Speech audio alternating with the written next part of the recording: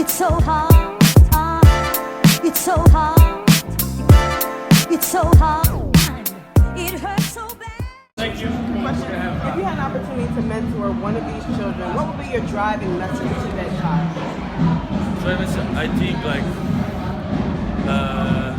they need to believe, they need to wake up every day to believe one day they can be in our place, one day everything will be better, everything will move from one point to another point. They need to just believe and be hungry, but hungry on a positive way, be hungry. If they work, if they like play some things in that kind of area, in that kind of schools, they need to believe one day they can be here. One day they need to believe they can be doctor. One day can believe they will be president on some important I don't know, hotels, some important restaurants. They need to believe they can success in this life. It's not about just people who got like normal growing up. They need to believe they can do the same, and we are here to help them. We are here to help them that their dreams can come true. Many people think that basketball and football are the only way out. What do you say towards goal setting and maybe having an education behind basketball?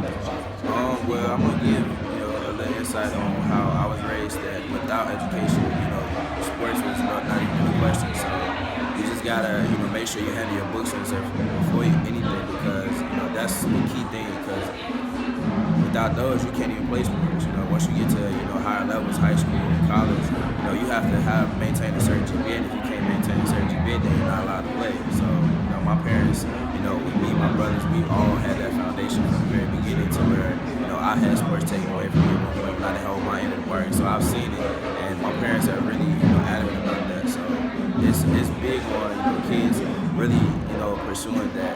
It's not just about basketball and football or any type of sport. You have to have something to fall back on, because you're only gonna be able to play sports a certain amount of time. So you got to make sure that you plan outside of that, because your future is very long compared to your sports career. And I think that if you can stay the course with stuff that's solid, a system, a belief that's solid, it's just day-to-day real, that good days do add up. I feel that nothing good comes easy. We all understand that. And like anything, when I study sort of successful people, the routine, the word routine, the practice of a routine comes up with coaches, players, successful high school players. If you can find something to me that's day to day, and it's a routine that you sort of live by and can sort of practice by, then I think those days add up, and you put yourself in a position to achieve something special. It's too competitive of a world. You got to make stuff happen, and I think routine and day-to-day stuff gives our young people a better chance. So TJ, the theme of 2017 seems to be trust the process. What would you tell these children as when they're coming up, they're in school, they want to do sports? What would you tell them in regards to trust the process? Exactly that.